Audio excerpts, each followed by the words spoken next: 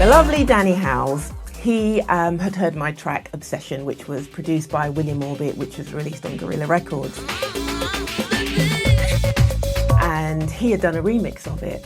So he came over and he said he was a really big fan of the track and he'd like to do something with me. And I said, yeah, absolutely, let's have at it, you know, because I'd heard the stuff he'd done and I really liked it. So we started working on this track called Breathe.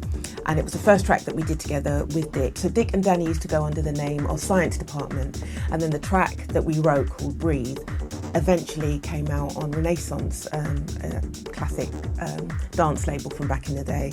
That did so well, we all agreed that we'd like to do a follow-up. Danny and Dick had this backtrack that was originally I believe a backtrack that they had commissioned with somebody else.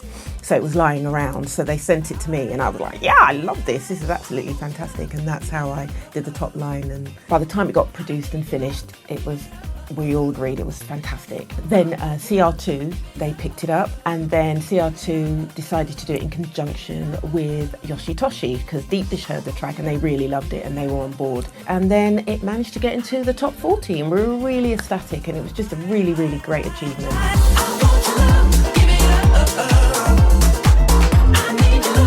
We've always loved Dusk Till Dawn, and it wasn't until I started going out and PAing the track myself a few years back, I didn't realise that it was in the psyche of the dance world and people would sing the song back to me and I was like, oh, you know that song? I was really like, oh, okay. So fired up with that knowledge, you know, we just all concluded, why don't we have another go, another stab at it? Anyway, our project manager went to Mason and heard the track, and he was aware of the track, but he thought it was a brilliant idea. He really was on board and he said he'd love to do it. But then he in turn also thought he'd love to be able to ask his mate, David Penn, to do a collaborative situation on this.